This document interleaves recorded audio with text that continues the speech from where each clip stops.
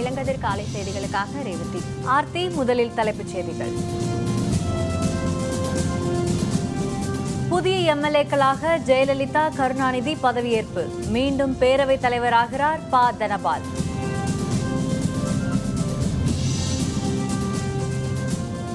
முல்லை பெரியாறு அணையில் நாளை மத்திய குழு ஆய்வு. அணை நீர்மட்டத்தை உயர்த்த அனுமதி கிடைக்குமா என எதிர்பார்ப்பு.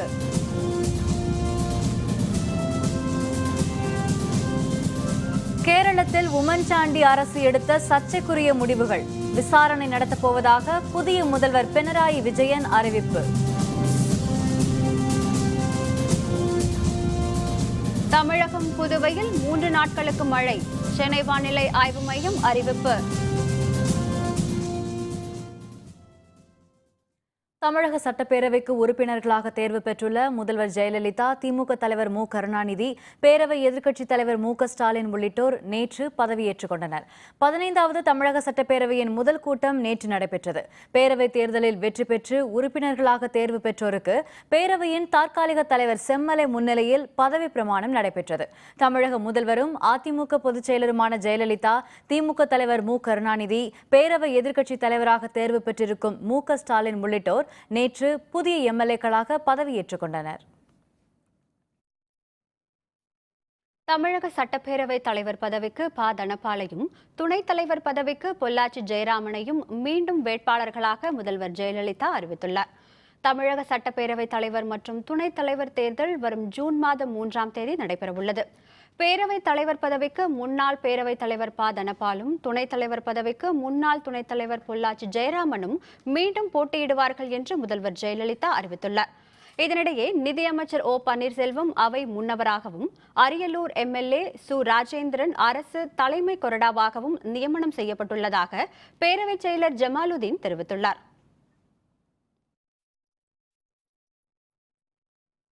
முல்லை பெரியாறு அணையை மத்திய குழு நாளை ஆய்வு செய்யவிருப்பதை அடுத்து அணை நீர்மட்டத்தை 152 அடியாக உயர்த்த அனுமதி கிடைக்குமா என்ற எதிர்பார்ப்பு எழுந்துள்ளது. முல்லை பெரியாறு அணையின் நீர்மட்டத்தை உயர்த்துவது, அணையின் பாதுகாப்பு தன்மை ஆகியவை குறித்து மத்திய குழு அவ்வப்போது ஆய்வு நடத்துவது வழக்கம். இந்த நிலையில் கடந்த ஆண்டு நவம்பர் மாதத்துக்கு பின்னர் நாளை மத்திய குழு ஆய்வு நடத்தவுள்ளது. முல்லை பெரியாறு அணை பகுதியில் நடத்தப்படும் ஆய்வுக்கு பின்னர் குமுளியில் உள்ள அலுவலகத்தில் அவர்கள் ஆலோசனை நடத்தவிருக்கின்றனர். கேரளத்தில் புதிய இடதுசாரி அரசு பதவியேற்றுள்ள நிலையில் அணையின் நீர்மட்டத்தை 152 அடியாக உயர்த்த அனுமதி கிடைக்குமா என்ற எதிர்பார்ப்பு எழுந்துள்ளது. தமிழகம் முழுவதும் 10ஆம் வகுப்பு தேர்வுகளை எழுதியோரில் 93.6% மாணவ மாணவியர் தேர்ச்சி பெற்றுள்ளனர். தமிழகம் மற்றும் புதுச்சேரியில் நடைபெற்ற 10ஆம் வகுப்பு பொதுத் தேர்வு முடிவுகள் நேற்று வெளியாகின. கடந்த மார்ச் மாதம் 15ஆம் தேதி முதல் ஏப்ரல் மாதம் 13ஆம் தேதி வரை நடைபெற்ற தேர்வுகளை மொத்தம் 10,72,185 மாணவ மாணவியர் எழுதினர். தேர்வு எழுதியவர்களில் 93.6% மாணவ மாணவியர்கள் தேர்ச்சி பெற்றுள்ளனர். அத்தேர்வில் 499 மதிப்பெண்கள் எடுத்து விருதுநகர் மாணவர் சிவகுமாரும், நாமக்கல் மாணவி பிரேமசுதாவும் மாநில அளவில் முதலிடம் பெற்றுள்ளனர். இவர்களை தவிர 498 மதிப்பெண்களை எடுத்து 50 பேர் 2ஆம் இடமும், 497 மதிப்பெண்களை எடுத்து 224 பேர் 3வது இடமும் பிடித்துள்ளனர். 10ஆம் வகுப்பு பொதுத் தேர்வில் கடந்த ஆண்டை விட இந்த ஆண்டு தேர்ச்சி விகிதம் சற்று அதிகரித்துள்ளது. ஆனால் 100க்கு 100 மதிப்பெண்கள் எடுத்தவர்கள் குறைவு என்பது குறிப்பிடத்தக்கது. கடந்த ஆண்டில் 92.9% மாணவ மாணவியர் தேர்ச்சி பெற்றிருந்தனர். இந்த ஆண்டில் 93.6% மாணவ மாணவியர் தேர்ச்சி பெற்றுள்ளனர். கடந்த ஆண்டு கணிதத்தில் 27,134 பேர் 100க்கு 100 எடுத்தனர். இந்த ஆண்டு 18,754 பேர் மட்டுமே 100க்கு 100 மதிப்பெண்கள் எடுத்துள்ளனர். கடந்த ஆண்டு அறிவியலில் 1,15,853 பேர் 100க்கு 100 எடுத்திருந்தனர். இந்த ஆண்டு 18,642 பேர் மட்டுமே 100க்கு 100 மதிப்பெண்கள் எடுத்துள்ளனர். கடந்த ஆண்டு சமூக அறிவியலில் 51,629 பேர் 100க்கு 100 எடுத்திருந்தனர்.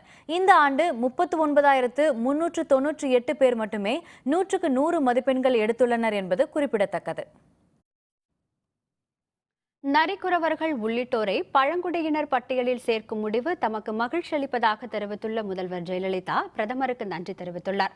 இது பற்றி பிரதமருக்கு அவர் எழுதியுள்ள கடிதத்தில், நரிக்குறவர்கள், மலையாளி கவுண்டர், குருவிக்காரர் போன்ற இனத்தவரை பழங்குடியினர் பட்டியலில் சேர்க்க வகை செய்யும் சட்ட திருத்தத்திற்கு மத்திய அமைச்சரவை ஒப்புதல் தெரிவித்துள்ளது தமக்கு மகிழ்ச்சி அளிப்பதாக தெரிவித்துள்ளார். நாடோடிகளாக வாழும் நரிக்குறவர்கள் மிகவும் ஏழ்மை நிலையில் உள்ளவர்கள் எனவும் அவர்களை பழங்குடியினர் பட்டியலில் சேர்க்க வேண்டும் என்றும் தமிழக அரசு தொடர்ந்து வலியுறுத்தி வந்ததாக குறிப்பிட்டுள்ள ஜெயலலிதா, மத்திய அமைச்சரவையின் முடிவை அடுத்து நரிக்குறவர்கள், குருவிக்காரன் மற்றும் மலையாள கவுண்டர் இன மக்கள் கண்ணியமாக வாழ வழி ஏற்படும் என்பதால் பிரதமருக்கு நன்றி தெரிவிப்பதாகவும் அந்த கடிதத்தில் மேலும் கூறியுள்ளார். கேரளத்தில் இடதுசாரி அரசில் புதிய முதல்வராக பினராயி விஜயன் பதவியேற்றார். அவருக்கு மாநில ஆளுநர் பி சதாசிவம் பதவி பிரமாணமும் ரகசிய காப்பு உறுதிமொழியும் செய்து வைத்தார். கேரள பேரவைத் தேர்தலில் மார்க்சிஸ்டுகள் தலைமையிலான இடது ஜனநாயக முன்னணி 97 இடங்களில் வெற்றி பெற்று ஆட்சியை கைப்பற்றியுள்ளது. இதையடுத்து அந்த அணியின் சார்பில் முதல்வராக தேர்ந்தெடுக்கப்பட்ட மார்க்சிஸ்ட் அரசியல் குழு உறுப்பினரும் முன்னாள் மாநில செயலருமான பினராயி விஜயன் புதிய முதல்வராக பதவியேற்றார். திருவனந்தபுரம் மத்திய விளையாட்டு அரங்கில் நடைபெற்ற நிகழ்வில் 40,000க்கும் மேற்பட்டோர் கலந்து கொண்டனர். கேரளத்தின் புதிய முதல்வராக பொறுப்பேற்ற பினராயி விஜயனுக்கு மாநில ஆளுநர் பி சதாசிவம் பதவி பிரமாணமும் ரகசிய காப்பு பிரமாணமும் செய்து வைத்தார். தொடர்ந்து E Chandrasekaran, TM. Thomas Isaac, AK. Sasidharan ஆகியோருடன் 2 பெண் அமைச்சர்கள் உட்பட 18 அமைச்சர்கள் பதவியேற்றுக் கொண்டனர். பதவியேற்பு விழாவில் இடதுசாரி முன்னணி மூத்த தலைவர்கள் சீதாராம் யெச்சூரி, பிரகாஷ் காரத், அச்சுதானந்தன் மற்றும் மாநில முன்னாள் முதல்வர் உம்மன் சாண்டி உள்ளிட்ட காங்கிரஸ் பிரமுகர்களும் பங்கேற்றனர். கேரளத்தில் முந்தைய உம்மன் சாண்டி அரசு எடுத்த சில முடிவுகள் குறித்து விசாரணை நடத்தப்படும் என்று முதல்வர் பினராயி விஜயன் தெரிவித்துள்ளார். பதவியேற்பு விழாவுக்கு பின்னர் கேரள மாநில புதிய அரசின் முதல் அமைச்சரவை கூட்டம் நடைபெற்றது. அதனை அடுத்து செய்தியாளர்களுடன் பேசிய பினராயி விஜயன், சுற்றுலாத்துறை அமைச்சர் ஏ.கே. பாலன் தலைமையில் துணை அமைச்சரவை குழு அமைக்கப்படவிருப்பதாகவும் அக்குழு கடந்த ஜனவரி மாதம் 1 தேதிக்கு பின்னர் மாநில அரசால் எடுக்கப்பட்ட முடிவுகள் குறித்து ஆய்வு செய்ய உள்ளதாகவும் தெரிவித்தார். வரும் சனிக்கிழமை தாம் தில்லி சென்று குடியரசுத் தலைவர் பிரணாப் முகர்ஜி, குடியரசு துணைத் தலைவர் ஹமீத் அன்சாரி, பிரதமர் நரேந்திர மோடி ஆகியோரை சந்திக்க இருப்பதாகவும் பினராயி விஜயன் மேலும் தெரிவித்தார். நாடெங்கும் உள்ள அரசு பேருந்துகளில் அவசர கால எச்சரிக்கை விடுக்கும் வகையிலான பொத்தான்களை பொருத்துவதை கட்டாயமாக்கும் வகையில் மத்திய அரசு உத்தரவிட இருப்பதாக தெரிவிக்கப்பட்டுள்ளது. ராஜஸ்தான் மாநில அரசு போக்குவரத்து கழகம் சார்பில் அவசர கால பொத்தான்கள், கண்காணிப்பு கேமராக்கள் பொருத்தப்பட்ட பேருந்துகள் இயக்கி வைக்கப்பட்டன. தில்லியில் நடைபெற்ற நிகழ்ச்சியில் அவற்றை இயக்கி வைத்த மத்திய சாலை போக்குவரத்து துறை அமைச்சர் நிதின் கட்கரி செய்தியாளர்களுடன் பேசினார். அந்த நிகழ்ச்சியில் மத்திய அமைச்சர் மேனகா காந்தியும் கலந்து கொண்டார். அப்போது பேருந்துகளில் பயணிக்கும் பெண்களின் பாதுகாப்பை உறுதி செய்ய வேண்டியுள்ளதாகவும் அரசு பேருந்துகளில் அவசர கால பொத்தான், கண்காணிப்பு கேமரா மற்றும் GPS வசதிகள் அமைக்கப்பட வேண்டியது அவசியம் என்றும் நிதின் கட்கரி குறிப்பிட்டார். நாடெங்கும் உள்ள அரசு பேருந்துகளில் அவற்றை பொருத்துவதை கட்டாயமாக்கும் வகையில் வரும் ஜூன் மாதம் 2ஆம் தேதி மத்திய அரசு உத்தரவிட இருப்பதாகவும் அவர் மேலும் தெரிவித்தார். अब हमने बसेस में CCTV, GPS सिस्टम जो व्हीकल ट्रैकिंग कर सकती है और तीसरा जो है विशेष रूप से हमने उसके ऊपर एक बटन की अरेंजमेंट की है, पैनिक बटन, कंट्रोल रूम के साथ पुलिस के भी डिपार्टमेंट को जाएगी और इसीलिए भारत सरकार ने इसके लिए फंड उपलब्ध करा के दिया है. நேதாஜி சுபாஷ் சந்திரபோஸ் குறித்த 25 ஆவணங்கள் நாளை வெளியிடப்படும் என்று மத்திய அரசு அறிவித்துள்ளது. இந்திய தேசிய ராணுவத்தை அமைத்தவரும் விடுதலை போராட்ட வீரருமான நேதாஜி சுபாஷ் சந்திரபோஸின் வாழ்க்கை மற்றும் மரணம் குறித்த ஆவணங்களை படிப்படியாக வெளியிடுவது என மத்திய அரசு முடிவெடுத்தது. அதன்படி நாளை நேதாஜி தொடர்பான 25 ஆவணங்கள் வெளியிடப்படும் என்று மத்திய அரசு சார்பில் தெரிவிக்கப்பட்டுள்ளது. ஆளும் கட்சிகளுக்கு ஆதரவானவர்களை அரசு வழக்கறிஞர்களாக நியமிப்பது குறித்து விளக்கம் அளிக்குமாறு மத்திய மாநில அரசுகளுக்கு சென்னை உயர்நீதிமன்றம் உத்தரவிட்டுள்ளது. மாநிலங்களில் உள்ள உயர்நீதிமன்றம் மற்றும் மாவட்ட நீதிமன்றங்களில் ஆளும் கட்சிகளுக்கு ஆதரவானவர்களை அரசு வழக்கறிஞர்களாக நியமிப்பதை தடை செய்ய கோரி சென்னை உயர்நீதிமன்றத்தில் வசந்தகுமார் என்பவர் மனு தாக்கல் செய்திருந்தார். ஆளும் கட்சி உள்ளிட்ட அரசியல் கட்சிகளுக்கு ஆதரவானவர்களை அரசு வழக்கறிஞர்களாக நியமிப்பதால் உரிய நீதி கிடைப்பதில்லை என்று அந்த மனுவில் தெரிவிக்கப்பட்டிருந்தது. அவரது மனு நீதிபதிகள் எம் சத்யநாராயணன் மற்றும் முரளிதரன் ஆகியோர் அடங்கிய அமர்வு முன்பு விசாரணைக்கு வந்தது. மனுவை விசாரித்த நீதிபதிகள் அரசு வழக்கறிஞர்கள் நியமனத்தில் புதிய வழிகாட்டி நெறிமுறைகளை உருவாக்க மத்திய மாநில அரசுகள் முன்வர வேண்டும் எனவும் அது தொடர்பாக வரும் ஜூலை மாதம் 14ஆம் தேதிக்குள் பதிலளிக்க வேண்டும் என்றும் நோட்டீஸ் அனுப்ப உத்தரவிட்டனர். தமிழகம் மற்றும் புதுவையில் அடுத்த 3 நாட்களுக்கு ஒரு சில இடங்களில் மழை பெய்ய வாய்ப்புள்ளதாக சென்னை வானிலை ஆய்வு மையம் தெரிவித்துள்ளது. தமிழகம் மற்றும் புதுவையில் 14 இடங்களில் 100 டிகிரிக்கும் அதிகமாக வெப்பநிலை பதிவாகியுள்ளதாக தெரிவித்துள்ள வானிலை ஆய்வு மையம் அடுத்த 2 நாட்களில் வெப்பத்தின் தாக்கம் சற்று குறையும் என்று தெரிவித்துள்ளது. தமிழகம் மற்றும் புதுவையின் ஒரு சில இடங்களில் அடுத்த 3 நாட்களுக்கு வெப்பச்சலனம் காரணமாக மழை பெய்ய வாய்ப்புள்ளதாக அந்த அறிவிப்பில் மேலும் தெரிவிக்கப்பட்டுள்ளது. சென்னையில் மாலை அல்லது இரவு நேரங்களில் சில இடங்களில் மழைக்கு வாய்ப்பிருப்பதாகவும் வானிலை ஆய்வு மையம் மேலும் தெரிவித்துள்ளது. மேகமலையில் சாலை சீரமைப்பு பாதியில் நிறுத்தம், விரைந்து சீரமைக்க மக்கள் வேண்டுகோள். விவரம் விளம்பர இடைவேளைக்கு பிறகு.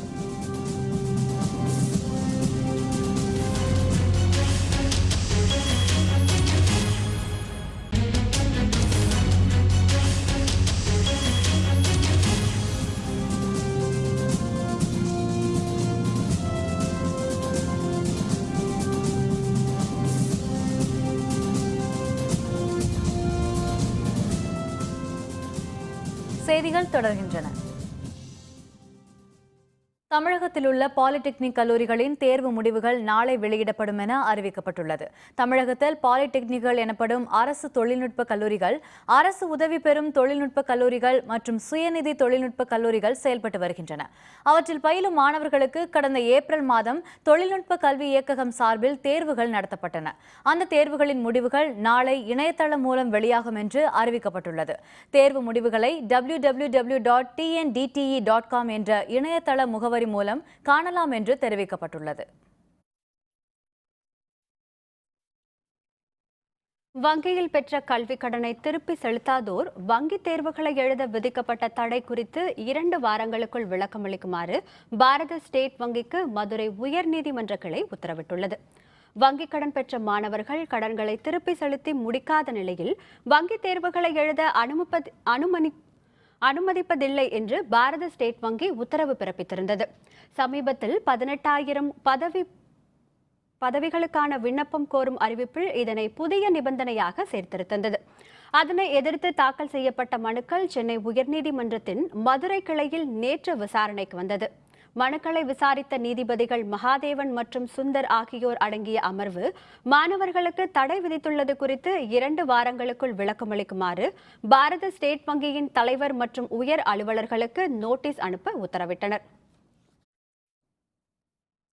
10ஆம் வகுப்பு பொதுத் தேர்வில் திருவள்ளூர் மாவட்டத்தில் 2 மாணவர்கள் மாநில அளவில் 2ஆம் இடமும் 12 பேர் மாநில அளவில் 3ஆம் இடமும் பெற்று சாதனை படைத்துள்ளனர். திருவள்ளூர் கல்வி மாவட்டங்களில் மொத்தம் 607 பள்ளிகளில் 50,335 பேர் தேர்வு எழுதிய நிலையில் 45,722 பேர் தேர்ச்சி அடைந்துள்ளனர். இது கடந்த ஆண்டை விட 0.34% அதிகமாகும்.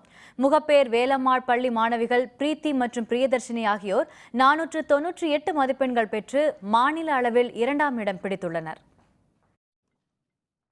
தமிழக அரசே மணல் விற்பனையில் ஈடுபட வேண்டும் என்று தமிழக லாரி உரிமையாளர்கள் சங்கத்தினர் கோரிக்கை விடுத்துள்ளனர். நாமக்கல்லில் தமிழ்நாடு லாரி உரிமையாளர் சங்கத்தின் ஆலோசனை கூட்டம் நடைபெற்றது. இதில் அச்சங்கத்தின் தலைவர் ராசாமணி உள்ளிட்டோர் கலந்து கொண்டனர். கூட்டத்தின் பின்னர் செய்தியாளர்களுடன் பேசிய அவர், கடந்த 5 ஆண்டுகளாக அரசு மாவட்ட ஆட்சியாளர்களால் தனியாருக்கு மணல் சேமிப்பு கிடங்கு அமைத்து கொடுத்து விற்பனைக்கு அனுமதி வழங்கியுள்ளது. இதன் காரணமாக மணல் விலை பன்மடங்கு அதிகரித்துள்ளதாகவும் அரசுக்கு பெருமளவு வருவாய் இழப்பு ஏற்பட்டுள்ளதாகவும் தெரிவித்தார். மணல் சேமிப்பு கிடங்கு அமைத்து மணல் 2ஆம் விற்பனை செய்ய தனியாருக்கு வழங்கப்பட்ட அனுமதியை ரத்து செய்ய வேண்டுகிறோம். பயனாளிகளுக்கு குறைந்த விலையில் மணல் கிடைத்தர அரசே நேரடியாக பொதுப்பணித்துறை மூலம் அரசு சேமிப்பு கிடங்கு அமைத்து அரசு மணல் என்ற பெயரில் பயனாளிகளுக்கு குறைந்த விலையில் அரசாணைப்படி மணல் வழங்க கேட்டுக்கொள்கிறோம். அரியலூரில் பேரிடர் மீட்பு காலங்களில் செயல்பட வேண்டிய முன்னெச்சரிக்கை நடவடிக்கைகள் குறித்த ஒத்திகை நிகழ்ச்சியை தீயணைப்புத்துறையினர் நடத்தி காட்டினர். அரியலூர் மாவட்ட ஆட்சியர் அலுவலக வளாகத்தில் மாவட்ட ஆட்சியர் சரவணவேல்ராஜ் தலைமையில் பேரிடர் மீட்பு ஒத்திகை நிகழ்ச்சி நடைபெற்றது. மாவட்ட தீயணைப்புத்துறை அலுவலர் மதியழகன் உள்ளிட்ட வீரர்கள் பேரிடர் காலங்களில் சாலைகள் மற்றும் வீட்டு பகுதிகளில் விழும் மரங்களை இயந்திரம் மூலம் எவ்வாறு அகற்றுவது என்று செய்தி காட்டினார். வீடுகள் மற்றும் கட்டடங்களில் பற்றிய தீயை எவ்வாறு விரைவாக அணைப்பது என்பது மற்றும் தீ விபத்து காலங்களில் அலுவலகங்களில் சிக்கியிருப்போரை மீட்பது உள்ளிட்டவை குறித்து செய்து காட்டினர். கோணி பைய நம்ம மேல 4 பக்கமும் காற்று ஆக்சிஜன் சுத்திட்டு இருக்கிறதுனால அதை நம்ம தடுத்துட்டு போனா ஈஸியா ஸ்மால் தீ இடவழியா புட்டப் ஆயிடும்.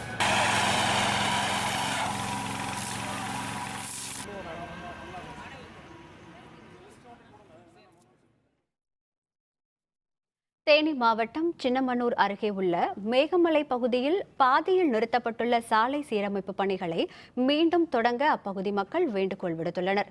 தேனி மாவட்டம் சின்னமனூர் அருகே உள்ள மேகமலையில் நிலவும் தட்பவெப்ப நிலைகளை கண்டு அப்பகுதியில் ஆங்கிலேயர் காலத்தில் தேயிலை தோட்டங்கள் உருவாக்கப்பட்டு அங்கு 5000த்திற்கும் அதிகமான குடும்பத்தினர் அப்பகுதியில் பணியில் அமர்த்தப்பட்டனர். தற்போது இங்குள்ள 7 தேயிலை எஸ்டேட்களில் அக்குடும்பத்தை சார்ந்தவர்கள் வேலை செய்து வருகின்றனர். இப்பகுதியில் ஆங்கிலேயர் ஆட்சி காலத்தில் அமைக்கப்பட்ட சாலைகள் தற்போது மோசமான நிலையில் காணப்படுகிறது. மேகமலை சுற்றுலா தலம் என்பதால் சுற்றுலா பயணிகளின் எண்ணிக்கை நாளுக்கு நாள் அதிகரித்து வருகிறது. சாலைகள் மோசமான நிலையில் உள்ளதால் அதிகமான போக்குவரத்து காரணமாக அடிக்கடி விபத்துகள் நடைபெறுகின்றன. மேலும் இந்த சாலை செப்பனிடுவது குறித்த வழக்கு பசுமை தீர்ப்பாயத்தில் நிலுவையில் உள்ளதால் சீரமைப்பு பணிகள் பாதியிலேயே நிறுத்தப்பட்டுள்ளன. விதிமுறைகளை தளர்த்தி சீரமைப்பு பணிகளை மீண்டும் தொடங்கி விரைந்து முடிக்க வேண்டும் என்று மக்கள் கோரிக்கை விடுத்துள்ளனர். கோரிக்கை ஏற்கப்படாவிட்டால் பெரிய அளவில் போராட்டம் நடத்தப்படும் என்றும் மக்கள் தெரிவித்துள்ளனர். 15-20 வருஷ காலமாக இங்க வேலை செஞ்சுக்கிட்டு இருக்கோம். வேலை நடந்துகிட்டு இருந்துச்சு. நடந்துட்டு இருக்கிற இடையில நிப்பாட்டிட்டாங்க. ரோடு சரியாத காலத்துல 4-5 தடவை பஸ் ஆக்சிடென்ட் ஆயிருக்கு. எங்களுக்கு ரோட்டு வேலையை கண்டிப்பா போடணும். அப்படி இல்லைன்னா இங்க இருக்க தொழிலாளி அனைவரும் சின்னமனூர்ல போராட்டத்திற்கு உட்படுவோம் என்று தெரிவித்துக் கொள்கிறேன். இப்பதான் நாங்க போராட்டம்லாம் பண்ணி பாத்தீங்கன்னா கவர்மெண்ட் 90 கோடியில ரோடு போடுறதுக்கு ஜங்ஷன் பண்ணி இருந்திருக்காங்க. தனிநபர் ஏதோ பசுமை தீர்ப்பாணையத்துல கேஸ் போட்டு இப்ப அதை ஸ்டே வாங்கி நிப்பாட்டி வச்சிருக்காங்க. பசுமை தீர்ப்பாணையத்தோட தீர்ப்பால நாங்க பெரிய அளவு பாதிக்கப்பட்டிருக்கோம்.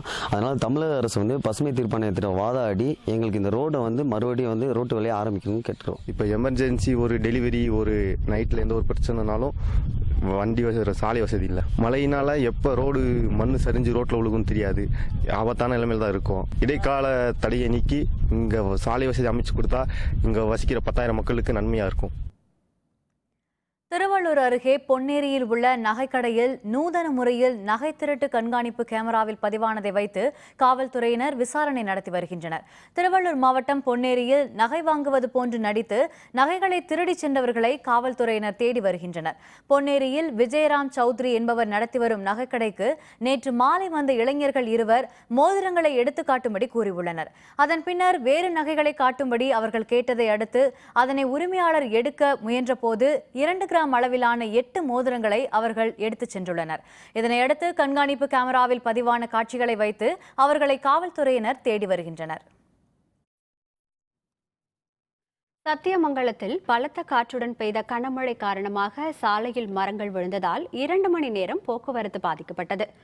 ஈரோடு மாவட்டம் சத்தியமங்கலத்தில் நேற்று மாலை பலத்த காற்றுடன் மழை பெய்தது. சாலையில் மரங்கள் சாய்ந்ததால் போக்குவரத்தும் பாதிக்கப்பட்டது. 2 மணி நேரம் தொடர்ந்த மழையால் சாலையில் தண்ணீர் பெருக்கெடுத்து ஓடியது. மின்கம்பங்களில் இருந்த கம்பிகள் அறுந்து விழுந்ததால் பல பகுதிகளில் மின்தடை ஏற்பட்டது. இதுகுறித்து தகவல் அறிந்த நெடுஞ்சாலைத்துறையினர் சாலையில் சாய்ந்த மரங்களை அகற்றி போக்குவரத்தை சரி செய்தனர். போக்குவரத்து பாதிப்பால் பேருந்துகள் ஆங்காங்கே நிறுத்தப்பட்டதால் பயணிகள் கீழே இறங்கி தாங்கள் போக வேண்டிய இடங்களுக்கு நடந்து செல்லும் நிலை ஏற்பட்டது.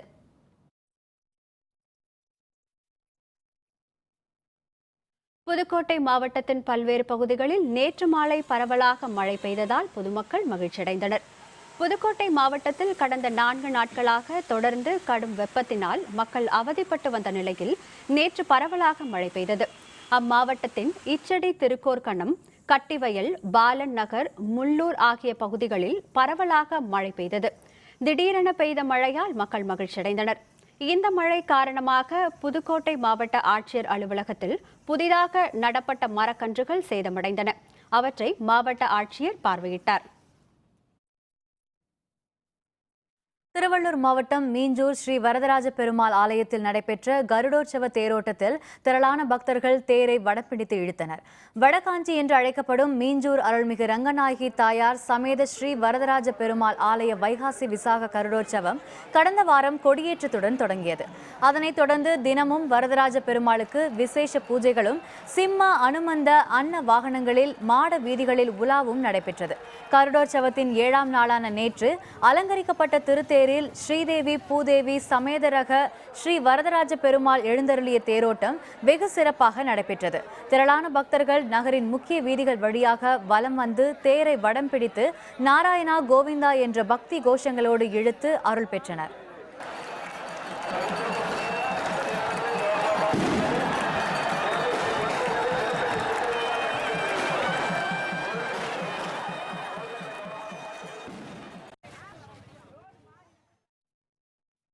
கரூர் மாரியம்மன் கோவில் வைகாசி பெருந்திழாவை முன்னிட்டு நடைபெற்ற கம்பத்தை ஆற்றுக்கு வழியனுப்பு விழாவில் திரளான பக்தர்கள் கலந்து கொண்டு அருள் பெற்றனர். கரூர் மாரியம்மன் கோவிலில் ஆண்டுதோறும் நடைபெறும் வைகாசி பெருந்திருவிழாவில் தமிழகம் மட்டுமல்லாமல் பல்வேறு மாநில பக்தர்களும் கலந்து கொண்டு நேர்த்திக் கடன்களை செலுத்துவது வழக்கம். இவ்வாண்டின் திருவிழா கடந்த 8ஆம் தேதி கம்பம் நடுதலுடன் தொடங்கியது. அதனைத் தொடர்ந்து பூச்சொரிதல் விழா, காப்பு கட்டுதல் மற்றும் திருத்தேர் உள்ளிட்ட நிகழ்வுகளில் திரளான பக்தர்கள் கலந்து கொண்டனர். திருவிழாவின் முக்கிய நிகழ்வாக நேற்று மாலை கம்பத்தை ஆற்றுக்கு வழியனுப்பும் நிகழ்ச்சி நடைபெற்றது. திரளான பக்தர்கள் பங்கேற்ற நிகழ்வில் மேள தாளங்கள் முழங்க கோவில் கம்பம் பசுபதிபாளையம் அமராவதி ஆற்றில் விடப்பட்டது. அதனைத் தொடர்ந்து ஆற்று பகுதியில் கண்ணை கவரும் வகையிலான வான வேடிக்கையும் நடைபெற்றது.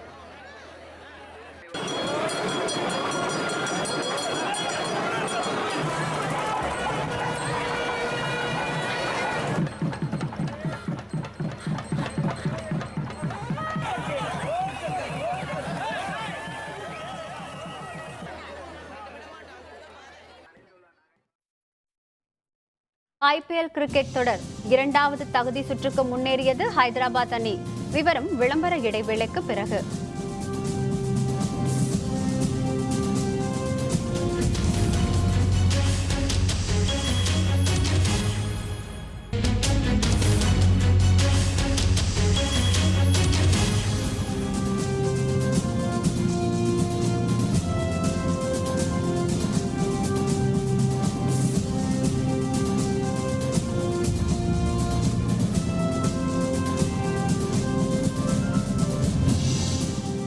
செய்திகள் தொடர்கின்றன. இனி அயலக செய்திகள்.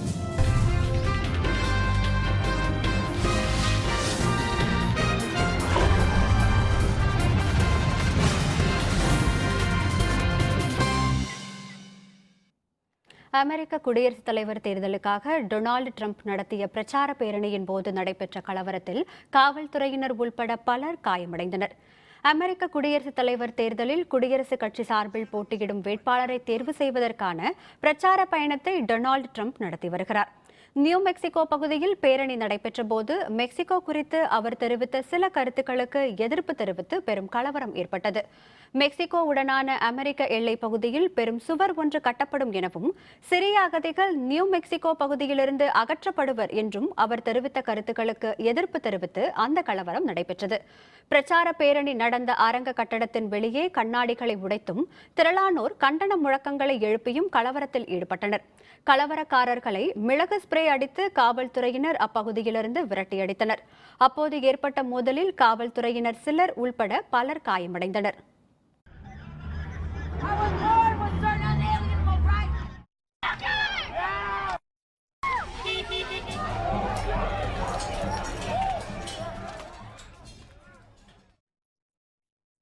வெனிசுவேலா தலைநகர் காரகாஸில் அதிபர் பதவி விலக கோரி நடைபெற்ற போராட்டத்தில் திரளானோர் பங்கேற்றனர். வெனிசுவேலாவில் வேலையில்லா திண்டாட்டம் மற்றும் போதுமான உணவு இல்லாமை ஆகியவற்றை அகற்றும் வகையிலான செயல்பாடுகளில் ஈடுபடவில்லை என தொடர்ந்து போராட்டங்கள் நடைபெற்று வருகின்றன.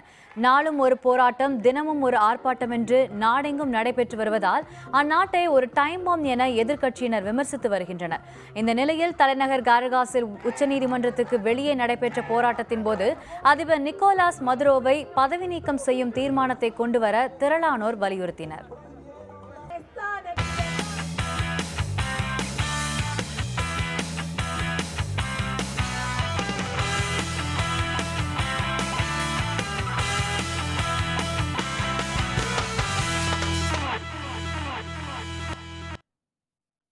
IPL கிரிக்கெட் தொடரின் வெளியேற்றும் சுற்றில் கொல்கத்தா அணியை வென்ற ஹைதராபாத் அணி இரண்டாவது தகுதி சுற்றுக்கு முன்னேறியுள்ளது. IPL தொடரின் வெளியேற்றும் சுற்றுக்கான போட்டி தில்லியில் நடைபெற்றது. ஹைதராபாத் அணியுடன் நடைபெற்ற போட்டியில் டாஸ் வென்ற கொல்கத்தா அணி பந்து வீச்சை தேர்வு செய்தது. இதனையடுத்து முதலில் களமிறங்கிய ஹைதராபாத் அணி 20 ஓவர்களில் 8 விக்கெட்டுகள் இழப்பிற்கு 162 ரன்களை எடுத்தது. அந்த அணியில் யுவராஜ் சிங் சிறப்பாக விளையாடி 44 ரன்களை எடுத்தார். 163 ரன்கள் என்ற வெற்றி இலக்குடன் கொல்கத்தா அணி விளையாடத் தொடங்கியது. 20 ஓவர்கள் விளையாடிய அந்த அணி 8 விக்கெட்டுகளை இழந்து 140 ரன்கள் எடுத்தது. இதனையடுத்து கொல்கத்தா அணியை வீழ்த்திய ஹைதராபாத் அணி 22 ரன்கள் வித்தியாசத்தில் வெற்றி பெற்றது. பேட்டிங்கில் 31 ரன்களை எடுத்தும் பந்து வீச்சில் 2 விக்கெட்டுகளை வீழ்த்தியும் சாதனை படைத்த ஹைதராபாத் அணி வீரரான ஹென்ரிக்ஸ் ஆட்ட நாயகன் விருது பெற்றார்.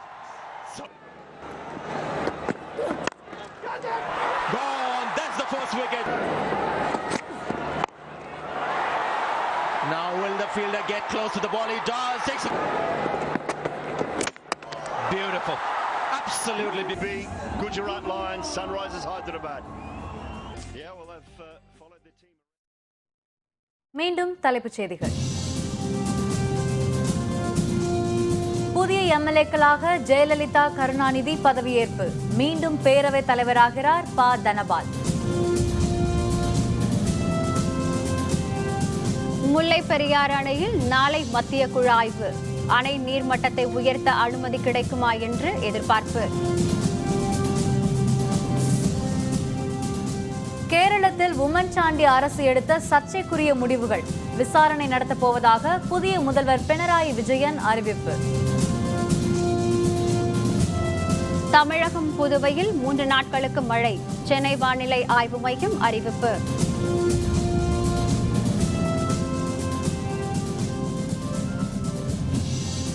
இத்துடன் வேந்தரின் இளங்கதிர் காலை செய்திகள் நிறைவடைந்தன. மீண்டும் பகல் 1:30 மணிக்கு உச்சிவேளை பகல் செய்திகளில் சந்திப்போம். வணக்கம்.